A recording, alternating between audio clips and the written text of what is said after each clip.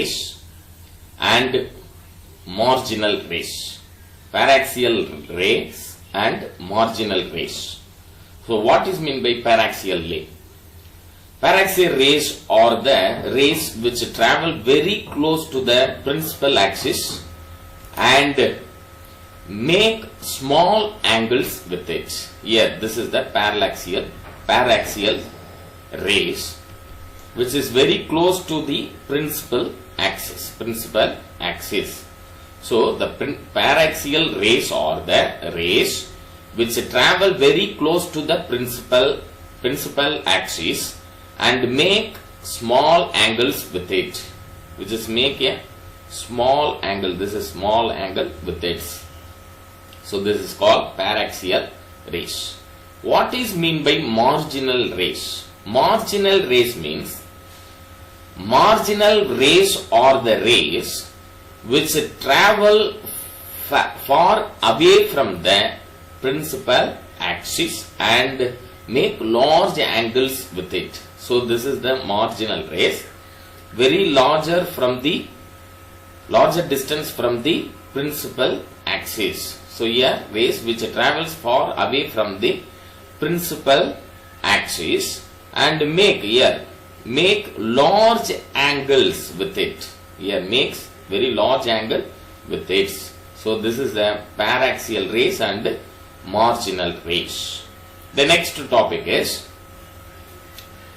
relation between focal length and radius of the curvature. Relation between the focal length and radius of the curvature. This is important. 3 mark question. Please note it down, children. Here the C be the radius of the curvature. Then here F be the focal length. Then this is the incident ray parallel to the principal axis. So incident ray fall on the mirror. The point is represent capital M. So this is the mirror point. So that is incident ray fall on the mirror. This point is represent capital M. Then the PM, the line PM is the perpendicular to the incident ray. So the PM line is the perpendicular to the perpendicular to the incident rays as well as the principal axis. Here let C be the center of curvature of the mirror. Consider the ray of light parallel to the principal axis. This is a ray of light parallel to the principal axis. Is incident on the mirror at M. Incident on the mirror at M. It passes through the principal focus. The reflection ray passes through the principal focus F after reflection. The geometry related to this shown in this figure. Then the line CM is the normal to the mirror at M.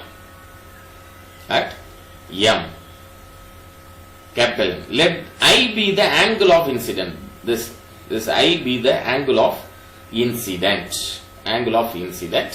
And incidence, and the same will be angle of reflection. So same will be angle of reflection. Now the equation from this diagram, if MP, that means this line, the red line, MP is the perpendicular to the principal axis. MP line is perpendicular to the principal axis. The angle MCP, listen carefully, angle MCP is equal to I, and angle MFP, another one angle MFP is equal to 2I. Here this is 2I. So from right angle triangle MCP and MFP, tan I is equal to tan theta. Tan I is equal to opposite side by adjacent side. Opposite side is MP, that means PM. Adjacent side is CP, so that means PC. So PM divided by PC. Tan I is equal to, this is first right angle triangle MCP tan I is equal to opposite side by adjacent side, opposite side PM, adjacent side PC. So PM divided by PC. Here tan I is equal to PM divided by PC. Then second triangle, right angle triangle, MFP. MFP. So tan 2I is equal to PM divided by PF. Here tan 2I is equal to PM divided by PF. So as the angles are small, tan I is considered as approximately is equal to I, and the tan 2I approximately is equal to 2I. So just substituting this value in this equation, we get tan I can be replaced as I. I is equal to PM divided by PC, and tan 2I can be written as 2I is equal to PM divided by PF. Simplifying further, here I is PM divided by PC. So here 2I means just substituting the value of I. So 2 into PM divided by PC is equal to PM divided by PF. So PM cancel to each other. Rearrange this equation, this step, we get 2PF. This PF goes to left hand side, means it will move to numerator. So 2PF. This PC goes to right hand side, numerator. So 2PF is equal to PC. 2PF is equal to PC. Now PF is the focal length F. PF means here, PF means focal length F, and PC means radius of curvature capital R. Now substituting the value of PF. PF is equal to F, PC is equal to R. In this equation we get 2PF. PF means F. 2F is equal to PC means R. 2F is equal to R. Here this is the equation. 2F is equal to R. Or F is equal to R by 2. F is equal to R by 2. So the relation between the F and R, the construction is shown from convex mirror. The construction is shown from convex mirror. The next topic, important topic, image formation in spherical mirrors. Image formation in spherical mirrors. Here this is the spherical mirror. There are 4 points, important points, 4 points. First point is the ray parallel to the principal axis. This is the incident ray. Incident ray parallel to the principal axis after reflection will pass through the principal focus. So this is the first diagram. The incident ray parallel to the principal axis after reflection will pass through the principal focus. This is the first rule. Second rule, the ray passing through the principal axis. The incident ray passing through the principal axis after reflection will parallel to the principal axis. So when the incident ray passing through the principal focus, after reflection, the ray will be parallel to the principal axis. So the ray passing through the principal focus after reflection will travel parallel to the principal axis. This is the second rule. Third one is the ray. This is the third diagram. The ray passing through the center of curvature. The ray passing through the center of curvature retraces its path after reflection as it is normal to the incidence. As it is a normal incidence. So when the ray passing through the center of curvature, its path after reflection as it is a normal incidence.